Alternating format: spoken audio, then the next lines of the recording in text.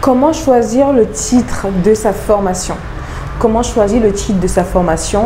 Tu regardes cette vidéo, tu t'es décidé à te lancer, à créer tes formations en ligne, mais tu es bloqué. Pourquoi? Parce que tu te dis, quel titre vais-je mettre à ma formation? Alors, aujourd'hui, on va parler de ce sujet et à la fin, tu sortiras avec assez d'idées que tu ne sauras même plus comment faire. On se dit à tout de suite.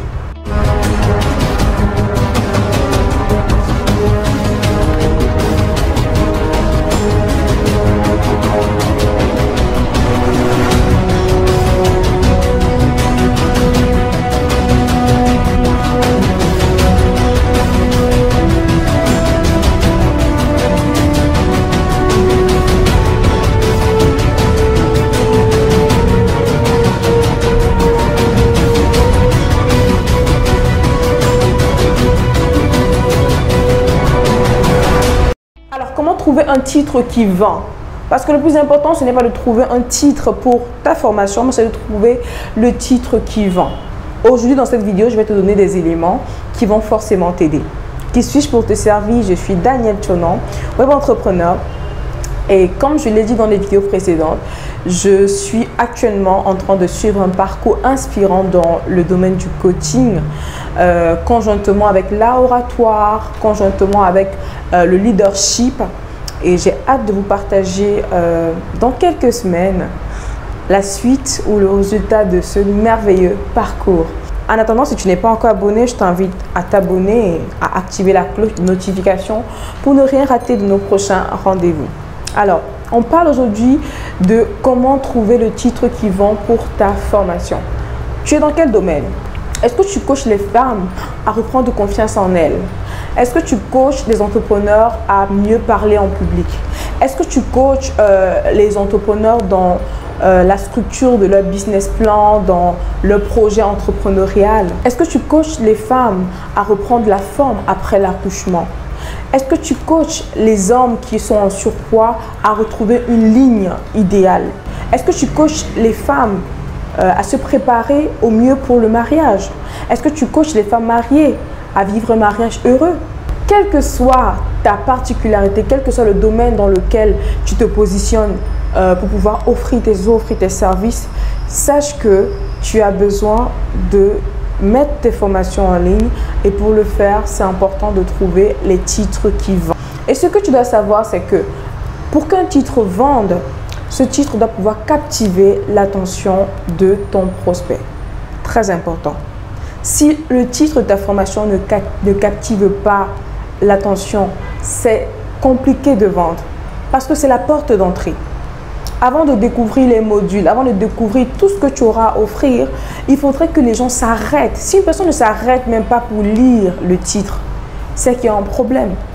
Donc, tu dois comprendre que le titre que tu dois mettre pour ta formation doit captiver l'attention de ton prospect, de ton futur client. Deuxièmement, ton titre doit pouvoir promettre une chose que cette personne désire. Très important. Ton titre doit pouvoir promettre une chose précise que la personne désire. Ton titre doit pouvoir mettre en avant un résultat précis. La personne qui vient vers toi pour prendre une formation a besoin d'un résultat précis, a besoin d'une réponse précise à son problème. Et ton titre doit pouvoir mettre en avant cela. Ce que tu dois comprendre également, c'est que ton titre doit pouvoir résoudre un problème qui affecte ton prospect. La personne qui te lit, la personne qui lit ton offre, ta publication, doit pouvoir retrouver en fait une réponse au problème qui l'affecte. Ça, ce sont les pistes que tu dois prendre en compte quand tu veux déterminer le titre de ta formation. C'est pourquoi tu ne peux pas faire une formation sans creuser les problèmes. Quels sont les problèmes de ton client? Quels sont les problèmes?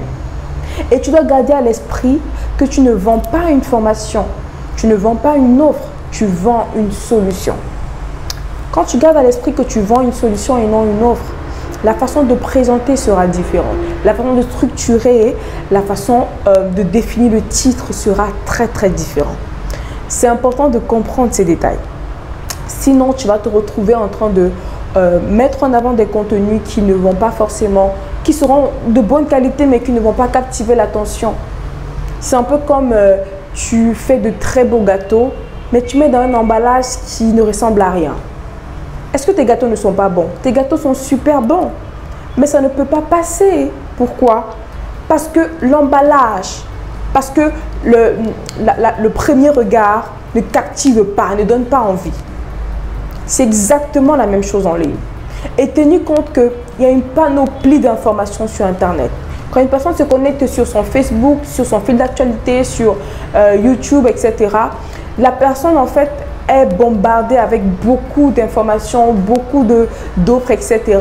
Donc si tu ne réussis pas à placer les mots qu'il faut, où il faut, comme il faut, et bien sûr quand il faut, ce sera compliqué pour toi de dénicher les clients que tu dois servir.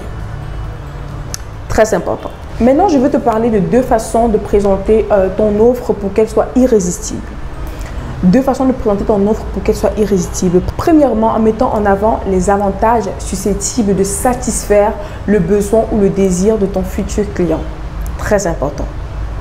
Tu veux présenter ton offre de façon irrésistible, tu devrais penser aux avantages. Quels sont les avantages susceptibles de satisfaire le désir ou les désirs ou les besoins de ton futur client? Tu dois pouvoir connaître cela. C'est pourquoi quand je travaille avec un client et qu'on va parler, on va travailler sur le côté de son avatar client, je vais insister sur les volets. Je veux que tu me listes tout ce qui te passe à la tête, des besoins, quels sont les besoins précis, détaillés de ton client idéal. Quels sont ses problèmes? Qu'est-ce qui le ronge? Qu'est-ce qui l'empêche de dormir? Quelles sont ses peurs? Quelles sont ses frustrations? Quels sont ses désirs? Quelles sont ses aspirations les plus profonds? Quand tu réussis à mettre des mots justes à ces questions, c'est parti pour créer une offre irrésistible. Une offre en fait à laquelle on ne peut pas dire non. Donc c'est très important. Maintenant, la deuxième façon de présenter ton offre de façon irrésistible, c'est en promettant d'éviter ou de résoudre un problème ou une douleur. C'est pourquoi c'est important, une fois de plus, de connaître quelles sont les douleurs, quels sont les problèmes de ton client. Tu veux aider une femme qui est en surpoids. Quels sont ses problèmes? Quelles sont ses douleurs? L'idée, ce n'est pas de mettre des mots standards, c'est de rentrer de façon précise, de façon détaillée, de lister les différents problèmes. Plus tu en connais sur les problèmes par lesquels ton client fait face, plus c'est facile pour toi de l'aider, de l'apporter une offre à laquelle elle va dire oui, je la veux, c'est ce qu'il me faut, c'est ça la solution dont j'ai besoin pour sortir de cette situation. Donc voilà ce que j'avais prévu pour toi dans cette vidéo. J'espère qu'à la fin, tu pourras trouver enfin le titre ou les titres pour tes formations. Si tu veux aller plus loin, tu as besoin d'idées précises sur le sujet, n'hésite pas à prendre l'appel. Prends l'appel, c'est 30 minutes d'échange qui te feront sûrement du bien. Je crois certainement que ce contenu est intéressant pour toi. C'est pourquoi je t'invite à me laisser un commentaire, à me laisser un avis, à partager et à liker cette vidéo. On se dit à très vite pour une prochaine. En attendant, n'oublie pas d'activer le mode solution de ton cerveau. C'était Kamada.